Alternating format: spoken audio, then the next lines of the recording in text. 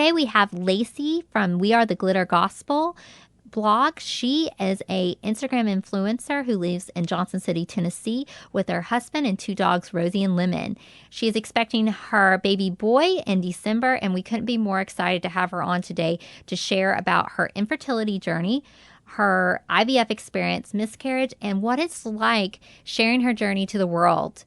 Listen in as we hear more about her strength, her transparency, and what she wants to encourage other moms and moms to be on their journey.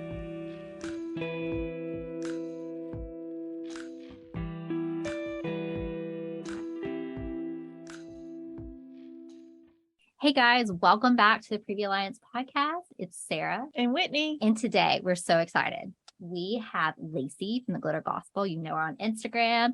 She is your favorite blogger that has given you guys the truth, the realness of trying to conceive. Now she's pregnant with a baby boy due in December. We are so excited. Lacey, welcome. Thank you. I'm excited to be here. So Lacey and I, Whitney, backstory, we know each other from our college days. Yes. In Tennessee, we were in the same sorority and just reconnected again, I guess through like the motherhood journey of like our second part of life. But we're super excited to have you today, Lacey. Thanks. I'm excited to be here. So one thing that I've always noticed about you is that you're so transparent about your journey. And we talk on the podcast all the time that social media is full of lies and just the comparison game. And can you just share with us a little bit about how that's impacted you on your journey of just putting it all out there as you try to get pregnant and now pregnant? Yeah. So I actually wasn't very open and transparent for a long time. And it kind of got to a point where, especially when I started doing this full time several years ago, that I just didn't really have an option. Like if I was going to continue doing what I was doing, I just needed to be honest about what was going on in my life, because it was becoming very draining to almost like put a fake smile on and like pretend like everything was good when it wasn't. So we were several years into our infertility struggles before I ever shared that we were even trying to get pregnant. I didn't have a ton of people that would like ask me questions about if we were trying or anything like that, because I look so much younger, especially then. And I feel like IVF aged me a lot, but people thought I was a lot younger than I was. So I didn't get that a ton. But I just felt like people didn't really know me at all. And it just, I don't know, it started to feel kind of gross doing what I was doing. So I think it was like a New Year's or Christmas 2 or 3 years ago that I shared what we were going through. I think it was 3 years ago. And I felt such a relief after that, because I just felt like if I was having a bad day and I didn't show up, people, you know what I mean? It kind of gives people an idea of like, oh, like she's gone through some things. I don't have to share every little thing that's happening in my life, but just letting people know like life's not great right now. It kind of gave me a little bit more flexibility. And it also allowed me to show up a little bit differently. Like when I first started, it was in the beginning days of Instagram, and everything was so hyper curated and everything had to be beautiful and perfect. And so I just felt this intense pressure that like I had to look a certain way all the time, or like always have the perfect outfit on and put on this whole facade. And it kind of like unveiled a lot for me that I didn't have to do that anymore. And it was very freeing. So now like I'll show up like however on stories. I wouldn't post like a post, you know, like dirty and like not showered and, you know, having been throwing up most of the day. I wouldn't do that, but just, you know, it kind of dropped the facade and the curtain a little bit to where I could be myself, which was really nice.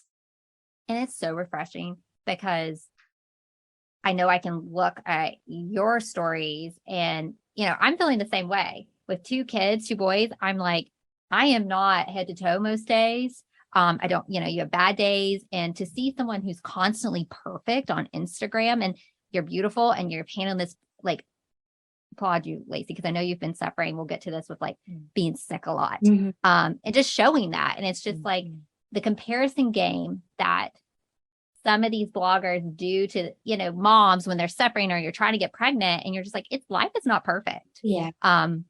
and the realness. We just applaud you. We talk about this all the time on the podcast. It's just being real and owning your own truth and admitting when you need help or I'm working on this about myself. There's a lot of power to it. Absolutely. Now, Lacey, do you feel like when you, I guess, were more open and just kind of forthcoming with your infertility journey, do you feel like that created support for you on the Instagram platform?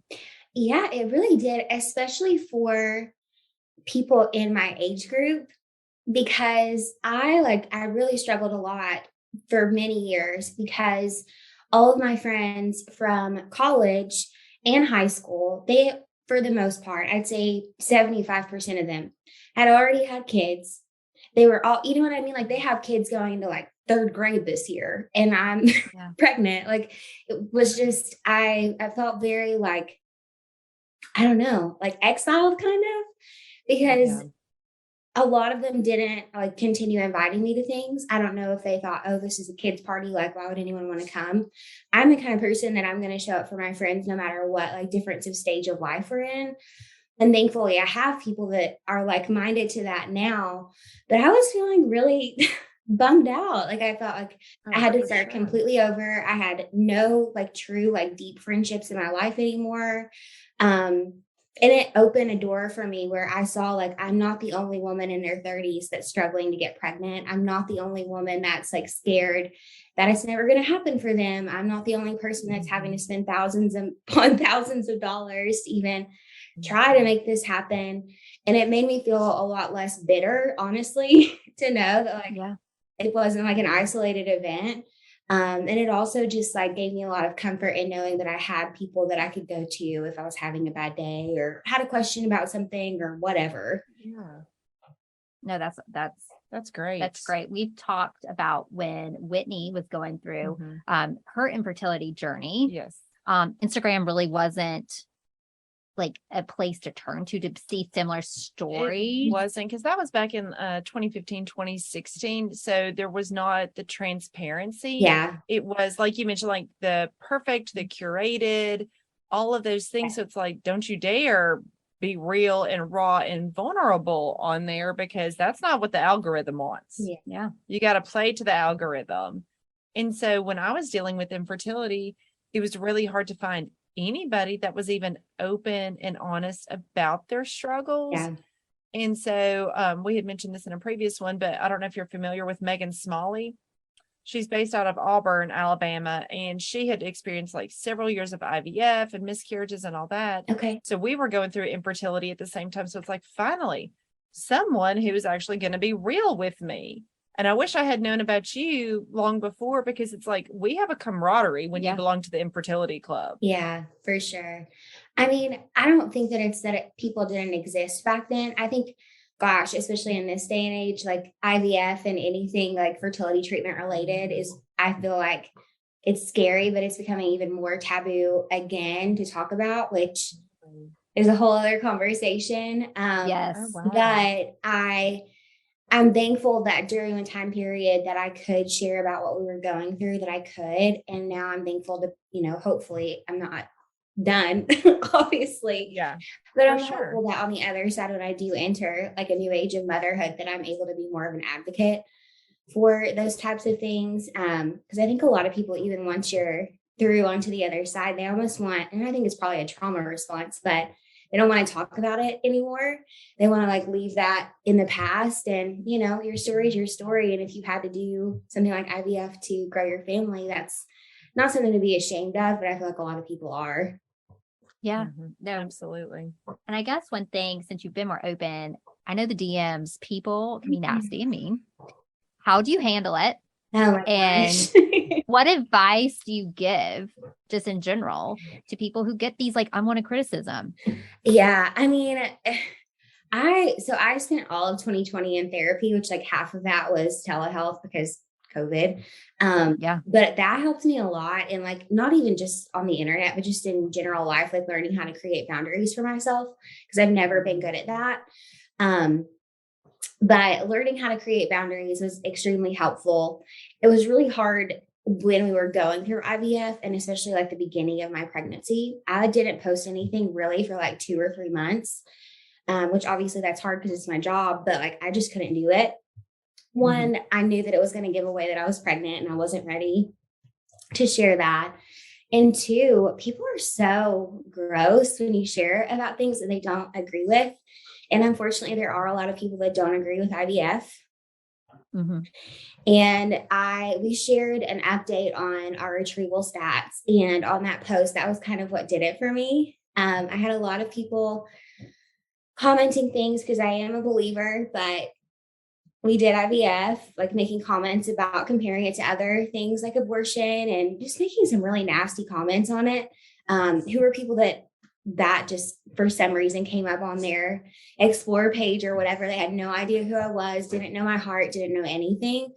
And so from that point, I kind of like created a boundary for myself that wasn't really something in that window that I needed to be talking about openly. But it also showed me that there's so much ignorance out there, and I didn't want to like leave that. I didn't want to fully put it to bed forever. Yeah. So once we did announce that we were pregnant, I did share like a Q&A, and people asked me some interesting questions like, why didn't you choose adoption? Or asking questions about like what our plans were for all of our embryos, which that's like, I don't know. I can't imagine asking somebody that, but I answered it because that's nobody's business. Yeah. That's so personal. Yeah. But people feel very entitled to information about you for some reason. And I answered those questions. And, you know, even with like the adoption question, I got some backlash for my answer to that. But it's like, why are you putting all of the weight of children that don't have homes onto people that are struggling to get pregnant?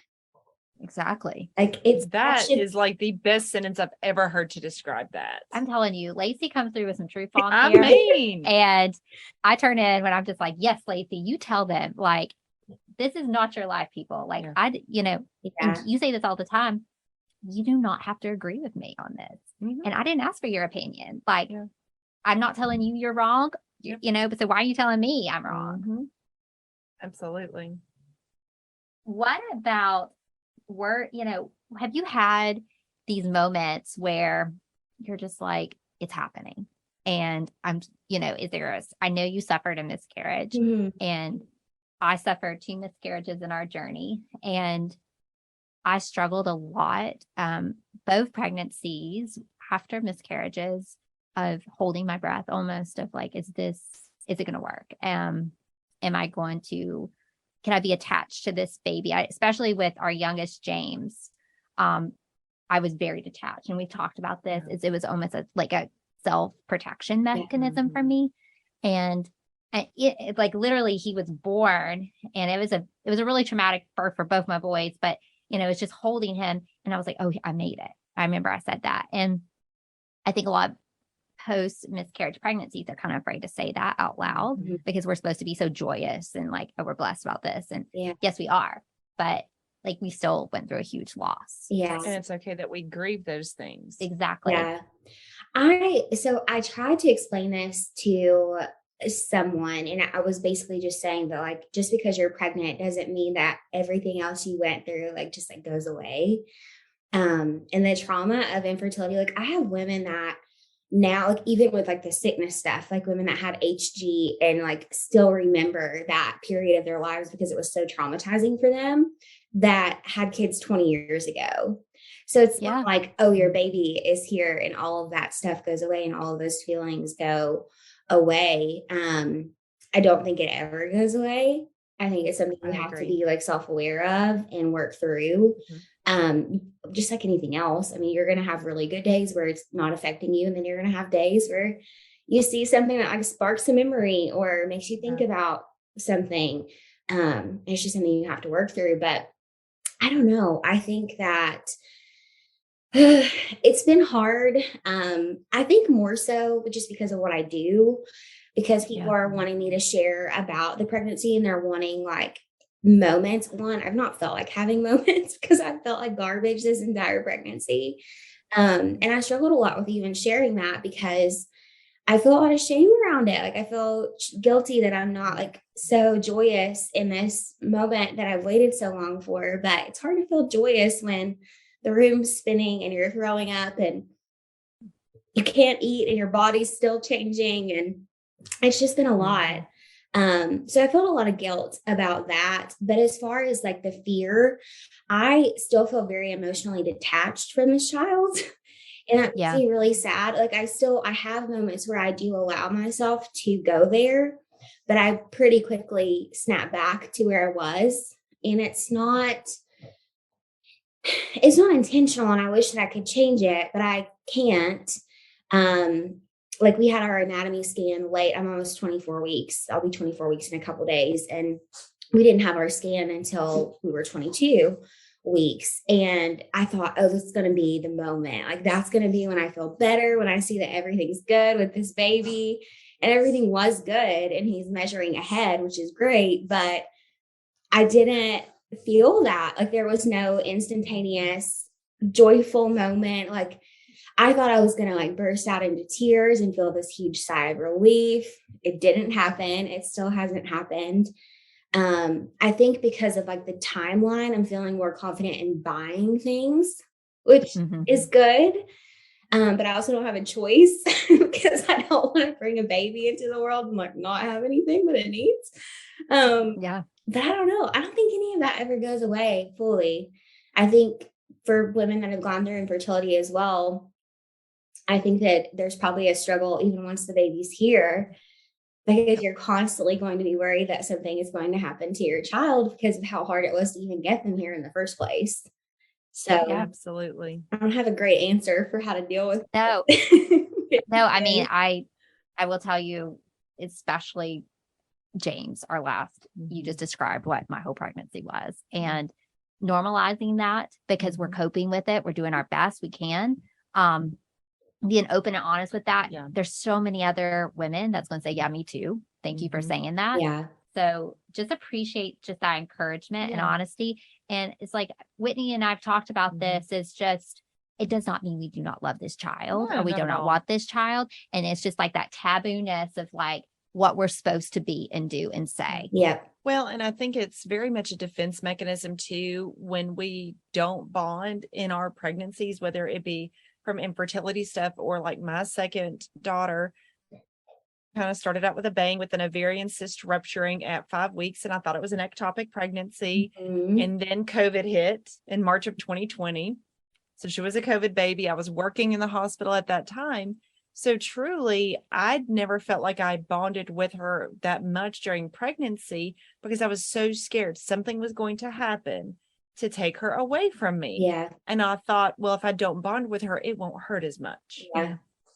Now, mind you, I know that that's not maybe the correct thinking, but that's where I was. And it's okay that I call a spade a spade. It's perfectly fine that we say, okay, I'm protecting myself, because that's what our brains do to us. Yeah. So it's not a bad thing that you have a defense mechanism in place. Again, like Sarah said, it doesn't mean that you don't love that baby. It means honestly that you love your baby so much that you do have that protection in place. Yeah. To protect both of you. Yeah. Yeah. For sure. Oh my gosh. It's been interesting, that's for sure. Oh, I'm sure. Well, you also, you have all these like looky-loos, Karens, what you want to call them in your DMs. I'm sure you post one thing. So again, I have to applaud you for just like tuning that out, because I'm, now even people just random, we was talking earlier about you should never ask a woman if she's pregnant, and like, unless or when the next one's coming, okay, like, why are you not, like, are you trying, like, all these questions that people feel like they have the right to. Can we say those entitlement questions just need to go away? So we're just like putting public service announcements out there, like, hello, it's don't ask me what's going on in my uterus. You're gonna get a clap back from me. Exactly. Real quick. Unfortunately, I don't think that's ever going to go away. I agree. Whether it's like, pregnancy related, infertility related, I just think that people lack a lot of self-awareness, and I'm learning that more and more. Like, it's at a point now where I just like kind of make it into a comical thing for myself, because how sad is that to be like so out there that you don't understand like what is appropriate socially to ask someone. I don't know. I agree. Have you had anybody, like, can you share like one of the craziest things maybe someone said about the whole pregnancy journey or you Oh announcing? my God. So there's this huge misconception that women that do IVF are automatically considered high risk. Okay. All IVF pregnancies, it's just like anything else. Like even with like, they had me so freaked out at the OB. There's a huge disconnect between REI and OB. Like I don't know why. It's kind of like a chiropractor and a physical therapist. Like they do similar things, but they don't speak the same language. It's very weird. Mm-hmm. But I had this woman who told me she was either pregnant or had a baby via IVF. And she was like, oh, I'd shared that I wasn't getting monitored as much as I thought I would. And, most of the time that's a good thing. It means everything's good and you don't need to go in. But she was like, why are you not going to an MFM? Why are you not getting extra monitoring? And I was sharing like, during the 4-week windows that I've had to wait, like we've gone to an ultrasound clinic because that's what I needed mentally for myself to see the baby and hear the baby's heartbeat and know that like things were okay. And she sent me this message and told me it was something like that my baby was going to come out glow in the dark from all of the like ultrasound radiation. And I'm sitting here and I'm like, you just told me that you went to an MFM almost weekly. And I'm sure they did some sort of monitoring while you're there. So you've had more than me. But she really said that. She was like, get that influencer money. Something, your baby's gonna come out glow in the dark and green. That's the craziest one because I'm like, you really lack self-awareness. Lacey, how did you not just take her down? In the past, I would have just like blocked her.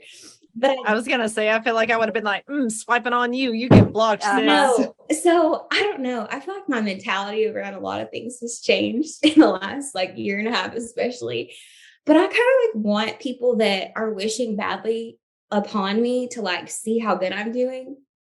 It doesn't sound bad. So I didn't block her, but I think it's called restricting. And so like she can comment, but I won't see the comment and nobody else will see the comment. She can send me a message, but I'll never see it. It's in my hidden. Okay. Nice. So like she can see it, but I don't have to deal with her. So she thinks that she's actually doing something when she's not. Yeah. It's like a ghost comment. Yeah. I love it. Yeah. Okay, so listeners, take advice there. You can restrict people on Instagram, and probably you should. See, that's what we call healthy boundaries. Yeah. Yes, restrict them. I have hidden words. So especially when we shared our cycle update with all of our stats and everything, I was like, I'm not dealing with this anymore. So the words I have blocked on Instagram, you would be mind blown. It's like words I would never say, but people say stuff like that.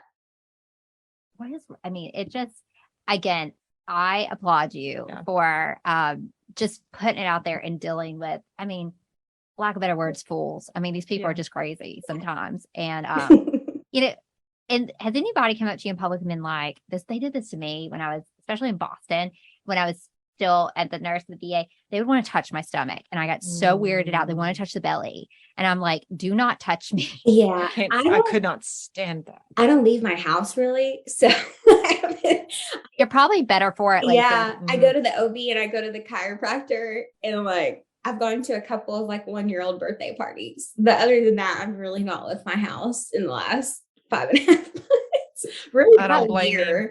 Because I was so scared of getting COVID or getting some other sickness when we were going through IVF that I was like, I'm not going anywhere. I'm not doing anything. Staying home. Because can you imagine if I'd gotten like all the way through stems and they're like, oh, sorry, we can't do a transfer because you have COVID. And I'm like, oh, I'm $10,000 in medications. Yeah. That's cool. Yeah, that's a whole new level that COVID has brought upon us. This journey. Well, let's talk about something a little exciting. Okay. What are you looking forward to about being a boy mom? Because I'm boy mom times 2, and I'm telling you, buckle up, sister, because it's boys love their mama. Nothing against girls. Whitney's a girl mama, but boys and mamas, I'm telling you, I'm excited for you. I'm trying to think of how to say this and like it not be weird for me to say it. I am excited to break some behaviors in our family with boys. Nice. Love it. Love it. Started out the right path. The child should go. Yeah. I'm really excited about that. I'm really excited to show an example to people on, I'm not going to say what side of our family, but on one of the sides of the family, what's appropriate emotionally for a child. Mm-hmm. You know, what you should and shouldn't be relying on your kids for. Yep. Yeah, I'm excited about that. And I'm just excited to be a mom. I know nothing about being a boy mom. Only thing I know, I have a lot of boy cousins, and they're all disgusting. They would wipe boogers on the wall, and they were obsessed with poop, and were naked half of their childhood, and like peeing in the backyard. Girls do that too. Yeah. As I say, you described this morning me trying to get out the house, go to carpool, Lacey. So it's you know, I will give you one. I'm sure everybody's like giving you advice, which is annoying because I remember when I was pregnant, I was like, I'll figure it out. But like the quick diaper change of boys with the urination situation, expose it to air for a second, quickly cover it back, then they'll pee, and then you won't get sprayed in the face. Okay. So that's one thing I tell boy moms. It's like you will get peed on like directly to the eye, to the mouth. Really wonderful things you get to look forward to. But oh my gosh, when they're a little toddler and they come up to you and they like, Mama, I love you. And you're just like, I'm the woman of their world right now. It melts your heart. And you get to show them good qualities in a woman. Yeah. And I think, or a partner, that they need. And like you said, I feel like there's a lot of, we've struggled this as well, boundary issues with boys and sometimes their moms and things you put on them that's maybe meant for a spouse rather than a son. Mm-hmm. And codependency stuff. And boundaries. And then when marriage comes into play, a relationship, that gets all exposed. And then you bring a child into it, and then it gets even more. So I applaud you for that. A lot of people I feel like are afraid to say it, but it's like, just because it's been the history, don't mean my child has to continue that. Agree. Oh, no. It absolutely will not happen, period. I have a lot of weird rules for when he gets here that I feel like are going to be met with some resistance. But at the end of the day, it's like, it's not your kid, right? No. It's not your kid. There's a lot of stuff that like some people are probably going to feel like if I say it, that I'm like shaming them in some way, but you raise your kid how you want to. Like, we're not kissing on the mouth. We're not doing sleepovers. Like, we don't do sleepovers. No. And we have that rule in our house too. We do as well. I mean, I would like to be at all play dates. I'm hosting them. It's boundaries. And I got a lot of pushback from family members sometimes, even when Will was a newborn, because he was preemie, he was 6 weeks early. And I was like, we're not kissing we're not going to kiss. We're not, I don't want you holding him. I kept to a sleep schedule that was very taboo to people. Yeah. I'm like, you can visit us between this time frame. If that doesn't work for you, I'm sorry. It works for us. And there is pushback, but you know what? Now they respect it and they just know what it is, because I didn't give.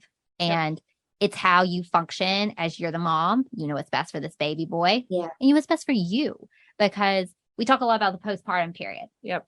And I guess this is another leeway to a great question. Is there anything you're doing to prepare yourself for the postpartum period with all the emotions and physical recovery?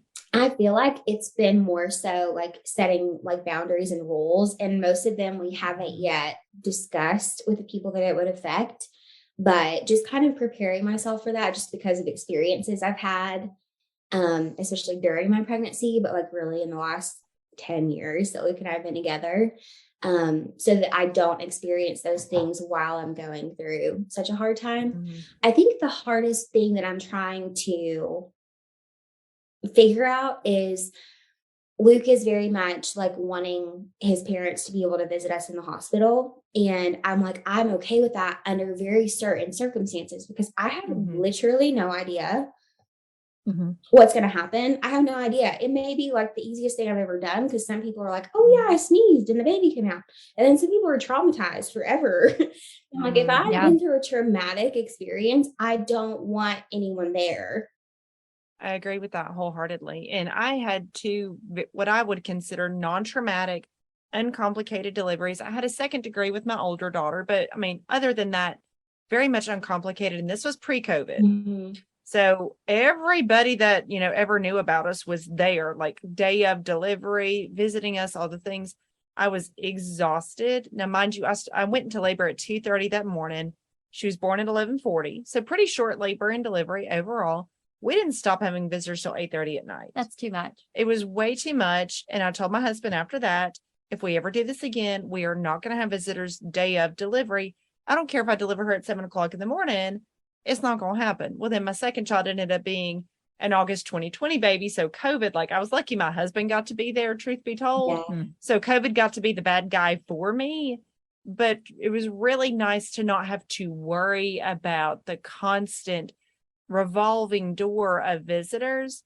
So I would encourage you to talk to your husband about, okay, if I have a non-traumatic delivery, if everything goes smooth, do we still want people there day of when I'm exhausted? I say no, Lacey. And apparently your dog says I was no about to too. say the dog is really not here for those visitors. Not having it. Because she hates visitors to the house. Like, it's bad. Well, I mean, that she should just be your god dog in the postpartum period, because I don't think women feel like they can stand up for themselves and say, I'm sleep deprived. My hormones are dropping.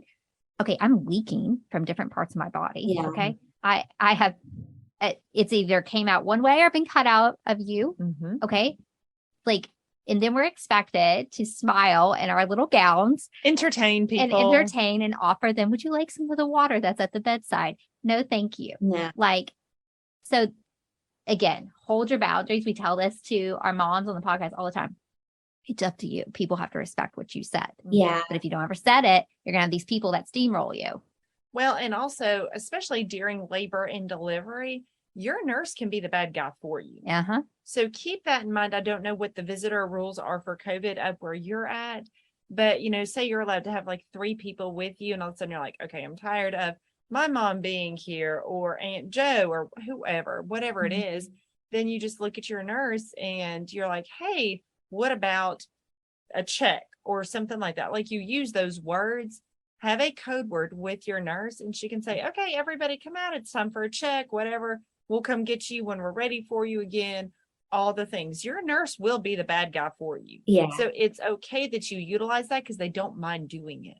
That's a good tidbit. I was that guy when I was nursing in the hospital for a lot of my patients. They're just like, I mean, the side eye, they're like, hey, not this person. Or you can sense the room, right? You're just like, so your eyes are screaming at the nurse of get them out, please, and then getting up to go to the restroom postpartum. Not enjoyable. So you don't need an audience for that. Yeah. And breastfeeding. I'm like, I don't want, it's just weird, because so the only people that would be coming to the hospital, I would love for my best friend to be able to come, but I feel like that's something I'm having to like let go of to make any other, you know what I mean? Like a compromise. Yeah. Because I'm not sure that I want anyone to come see us. But the only person or people that would be coming to see us would be Luke's parents, because I don't have a close relationship with my dad, and my mom passed away. So I think that's part of it too. It's like, I kind of want it to just be a time for us, and like they can maybe come see for like a very brief period at the house and they need to go. I don't know. It's hard to know. And when people are unpredictable emotionally, it makes it really hard to know like what the best move is, because at the hospital, I would have people to be able to be like, you need to leave. But at my house, they may, not listen as well. And I may have to rage and be like, get out of my freaking house. Yeah. I think that happens. My rule for my friends postpartum is I will send you food. I will deliver food to you. And that is what I'm going to do for you. I'm here for you. Like, if they had older kids, I would take them whatever if they needed me. But I'm just like, you have enough going on. You don't need you don't need me up there in your business. And so I think that's, again, we're breaking generational expectations and taboos, and that we're supposed to be smiling, happy, showered, perfect, greeting people at the door. That's not the truth of postpartum. And then I guess for the mental health aspect of it, have you, do you kind of have like thoughts or plans about how to check in with yourself? Have you educated yourself maybe about baby blues versus postpartum depression? Yeah, honestly, no, I haven't, which is probably terrible, but I think for me, I'm like so scared of like, because we've already gone through so much. I'm like, I don't want to open myself up to anything else. I mean, I do have resources. Like, I have a therapist.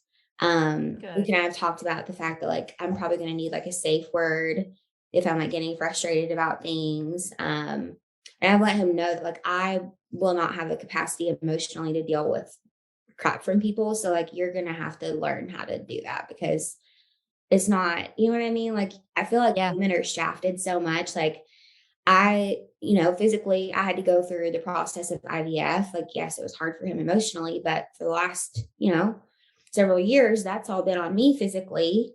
You're growing this child. Pregnancy has been all on me, like all of this sickness, all of this stuff. And I'm like, the least you could do for me is like not put me in situations that are going to be emotionally upsetting for me. So that's more so what I've been doing to prepare myself for postpartum, because I don't know what I'm going to be like. Like some people have said, if you have a really bad pregnancy that like you push the baby out and all of a sudden like you just feel this wave of like relief and your body feels better and whatever. Maybe that's going to be me, or maybe I'm still going to be throwing up. I have no idea.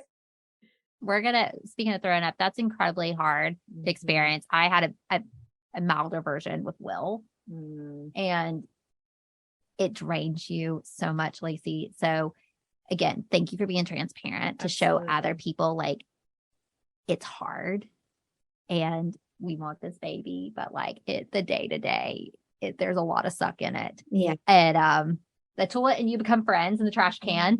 And I guess that's one of the things that's unexpected about pregnancy, right? That like we hear about it, but then it's like happens to you. And I think postpartum, the same thing. It's like there's a lot of unexpected things, but being a voice to other people and calling it for what it is. We say that all the time, naming something. There's a lot of power in naming something. Yeah.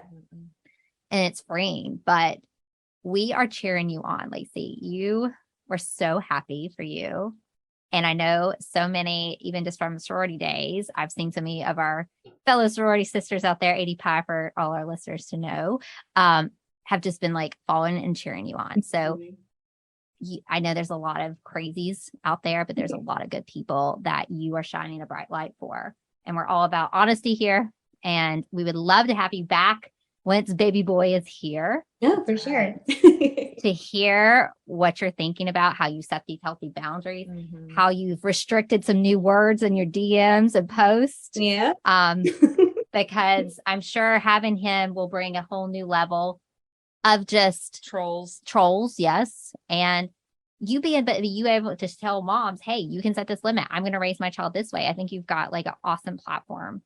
Thank you, Lacey, so much for being with us. We are cheering you and baby boy on. Please come back on the podcast once he's here and tell us all about postpartum. But just a final little encouragement from you for our listeners.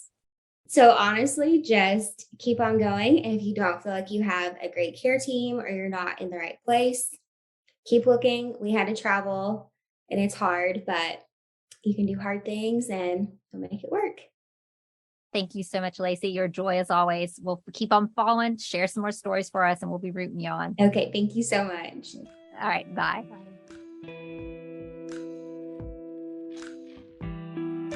Maternal mental health is as important as physical health. The Preview Alliance podcast was created for and by moms dealing with postpartum depression and all its variables like anxiety, anger, and even apathy. Hosted by CEO, founder Sarah Parkhurst and licensed clinical social worker Whitney Gay, each episode focuses on specific issues relevant to pregnancy and postpartum. Join us and hear how other moms have overcome mental health challenges, as well as access tips and suggestions on dealing with your own challenges as moms. You can also browse our podcast library and listen to previous episodes at any time. Please know you're not alone on this journey. We're here to help.